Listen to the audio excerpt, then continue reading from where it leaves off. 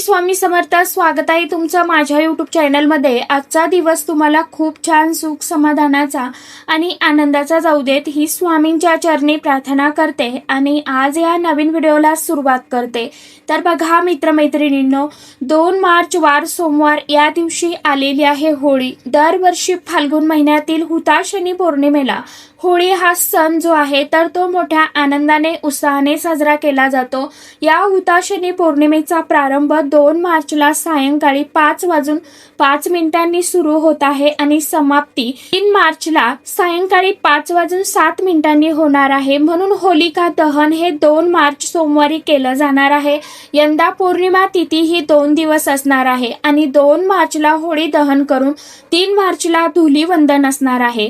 होळी हा आपल्या हिंदू धर्मातील एक प्रमुख आणि मोठा सण आहे, जो वाईटावरती चांगल्याच्या विजयाचं प्रतीक मानला जातो। आणि या होळीच्या दिवशी होळी पेटून होळीच्या अग्नीत आपल्या मनातील जे काही दोष, अहंकार आहे, वाईट विचार आहेत ते जाळून टाकून जीवनात एक सकारात्मकता आणण्याचा संदेश या सणामधून आपल्याला मिळत असतो।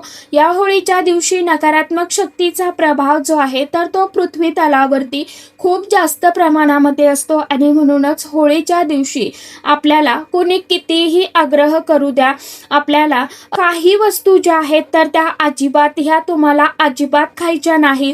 जर या होळीच्या दिवशी तुम्हाला कोणी काही वस्तू खाण्यासाठी दिल्या तर तुम्ही जर त्या खाल्ल्या तर तुम्हाला वाईट परिणाम जे आहेत तर ते भोगावे लागतील। तुमच्या शरीरावरती, तुमच्या मनावरती याचा निगेटिव्ह आणि नकारात्मक परिणाम जो आहे तर तो सुद्धा होऊ शकतो। यामुळे आपल्या आयुष्यामध्ये अडचणी, अडथळे, संकटे जे आहेत तर ते यायला सुरुवात होते। मग आपल्यालाच कळत नाही की अचानक सगळं व्यवस्थित चालू असताना असं मध्येच काय झालं, काही गोष्टीचा अचानक आपल्याला त्रास व्हायला लागतो। म्हणूनच चुकून सुद्धा आपल्याला होळीच्या दिवशी कोणी आपल्याला काही वस्तू जर खायला दिल्या, कितीही आग्रह केला, अगदी जवळची व्यक्ती असली तरी सुद्धा त्या आपल्याला अजिबात चुकून देखील खाऊ नका। जर आपण कळत न कळतपणे होळीच्या दिवशी या पदार्थांचं, या वस्तूंचं सेवन केलं तर घरामध्ये भांडणे आणि अडचणी येऊ शकतात। माता लक्ष्मी आपल्या घरातून काढता पाय घेते, घरामध्ये गरिबी, दारिद्र्य येते। तर असे कोणते पदार्थ आहेत जे आपल्याला चुकून देखील होळीच्या दिवशी खायचे नाही, याविषयीची संपूर्ण माहिती आजच्या या नवीन व्हिडिओमध्ये मी तुमच्या बरोबर शेअर करणार आहे। त्यामुळे तुम्ही हा व्हिडिओ स्किप न करता शेवटपर्यंत नक्की बघा। चॅनलवरती तुम्ही जर हा व्हिडिओ पहिल्यांदा बघत असाल तर चॅनलला आवर्जून सबस्क्राईब करा आणि असेच नवनवीन माहितीपूर्ण व्हिडिओ बघण्यासाठी समोरील बेल आयकॉनलाही प्रेस करा।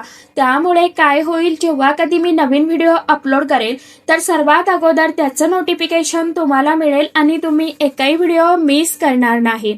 कमेंट बॉक्समध्ये ओम नमो भगवते वासुदेवाय नमः हा मंत्र सर्वांनी आवर्जून लिहा। बघा मित्रमैत्रिणींनो, आज या व्हिडिओमध्ये मी तुम्हाला ज्या पण वस्तू सांगणार आहे, जे पण पदार्थ सांगणार आहे तर ते आपल्याला होळीच्या दिवशी आणि धुलीवंदनच्या दिवशी, या दोन्ही दिवशी अजिबात खायचे नाही। बघा, ही जी पौर्णिमा आहे ती फाल्गुन पौर्णिमा असते, हुताशनी पौर्णिमा। तर या दिवशी माता लक्ष्मी ही प्रत्येकाच्या घरामध्ये सूक्ष्म स्वरूपामध्ये निवास करत असते, त्यामुळे तिचा प्रभाव हा सगळीकडे खूप जास्त प्रमाणामध्ये सक्रिय झालेला असतो। आणि होळीच्या दिवशी आपण बरेचसे उपाय, सेवा ज्या आहेत तर त्या प्रत्येक घरामध्ये करत असतो, जेणेकरून माता लक्ष्मी आपल्या घरामध्ये अखंड स्वरूपात निवास करेल। आपल्या घरातील जी काय गरिबी, दारिद्र्य, दुःख आहे तर ते निघून जाईल। परंतु आजकाल तुम्ही बघितलं असेल, आपल्या घरच्याच किंवा आजूबाजूला जळाऊ प्रवृत्तीची लोक राहतात। आपल्या समोर खूप चांगलं आणि गोडगोड बोलतात, परंतु तिथेच आपल्या मागे आपलं वाईट कसं होईल यासाठी देखील ते अतोनात प्रयत्न करत असतात। एकमेकांना चांगलं सहन जे होणं किंवा या गोष्टी ज्या आहेत तर त्या खूप जास्त वाढलेल्या, आपले मित्रच आपले शत्रू असतात आणि ते आपल्यावरती गुप्त वार करत असतात। खरं तर आपल्यावरती काहीतरी जादूटोणा, मंत्र, तंत्र, क्रिया या सुद्धा ते करत असतात। आणि अशा वेळी जेव्हा आपलं काही चांगलं होतंय त्यावेळी त्या लोकांना ते सहन होत नाही, देखवत नाही। काहीतरी आपल्या वाईट गोष्टी होण्यासाठी ते काहीतरी करण्याचा नक्की प्रयत्न करतात, त्यांचा हेतू असतो. आणि होळी हा जो दिवस आहे ना, तर हा खास करून तांत्रिक क्रिया करण्यासाठी अतिशय अत्यंत खूप प्रभावी दिवस मानला जातो. आणि हीच लोक होळीच्या दिवशी काही प्रभावशाली उपाय देखील करत असतात बघा. किंवा एखाद्या व्यक्तीचं वाईट होण्यासाठी सुद्धा लोक जे आहेत तर ते टोटके सुद्धा करत असतात. आणि म्हणून तुम्ही बघितलं असेल की एखाद्याच्या घरामध्ये सर्व काही चांगलं सुरळीत व्यवस्थित चालू असतं, परंतु काही वेळा अचानक असं काहीतरी घडायला सुरुवात होते की घरातली सुख शांती समृद्धी जी आहे तर ती सगळी अगदी काही काळामध्ये नाहीशी होते. घरात अनेक अशा विपरीत घटना ज्या आहेत तर त्या सुद्धा घडायला सुरुवात होते. आपल्या घरामध्ये जी काय सुख शांती समृद्धी होती तर ती संपूर्णपणे नष्ट होते. आणि आपल्या घरामध्ये वारंवार वादविवाद, भांडणे, क्लेश यासारख्या अडचणी यायला सुरुवात होते. घरामध्ये पैसा टिकत नाही, आरोग्याच्या समस्या, शारीरिक मानसिक सगळ्या प्रकारच्या अडचणी ज्या आहेत तर त्या उद्भवायला सुरुवात होते. आणि म्हणूनच अशा खास स्थितींवरती आपण काही गोष्टी ज्या आहेत ना तर त्या पाळायलाच हव्या, नाहीतर त्याचे अनेक भयंकर परिणाम जे आहेत तर ते आपल्याला जीवनामध्ये भोगावे लागत असतात. आणि या होळीच्या दिवशी बघा, खाण्यापिण्याच्या गोष्टीतून सुद्धा टोटके जे आहे ना तर ते केले जातात. होळीच्या दिवशी काही गोष्टी ज्या आहेत तर त्या आपल्याला अजिबात खायच्या नाही.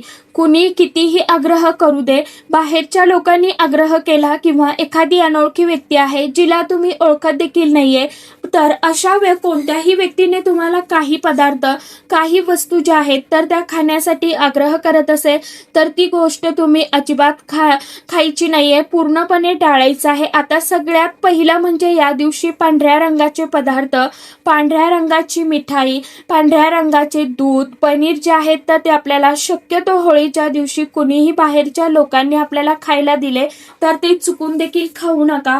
म्हणजे जे काय पांढरे रंगाचे पदार्थ असतात, वस्तू असतात ना, ज्या काय पांढऱ्या रंगाच्या वस्तू असतात तर त्या तुम्हाला या दिवशी अजिबात खायच्या नाही.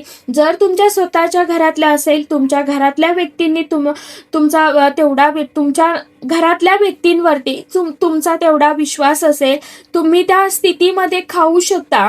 परंतु बाहेरच्या व्यक्तीकडनं तुम्हाला जर अशा पांढऱ्या वस्तू, मिठाई जी आहे तर ती दिल्या जात आहेत तर ती तुम्हाला चुकून देखील खायची नाही. यासोबतच काही साखर वगैरे असेल ती सुद्धा तुम्हाला खायची नाही. दुसरी वस्तू म्हणजे बघा, पान तुम्हाला या दिवशी अजिबात खायचं नाही. खाण्याचं जे नागवेलीचं खाऊचं विड्याचं पान असतं ना तर ते तुम्हाला होळीच्या दिवशी चुकून देखील खायचं नाही.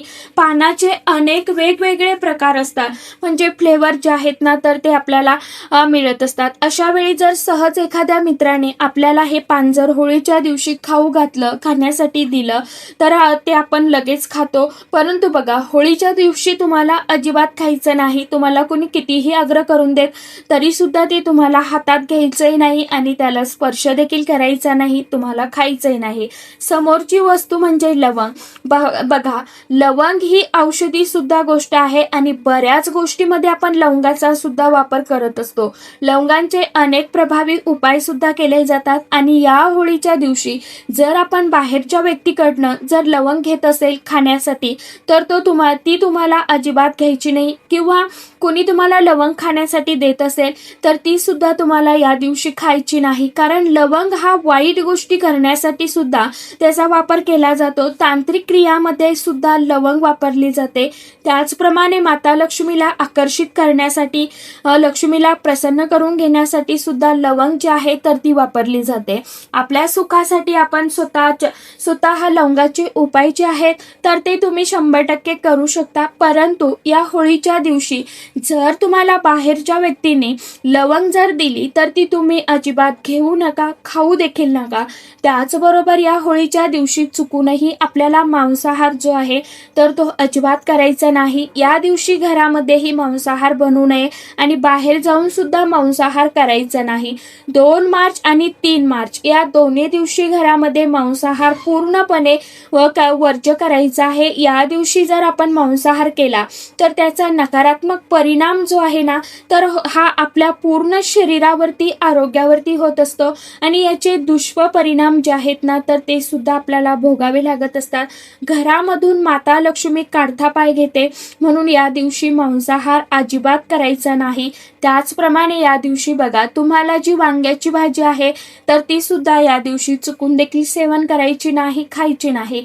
कारण वांग्याच्या भाजीमध्ये नकारात्मकता खूप लवकर आकर्षित होत असते.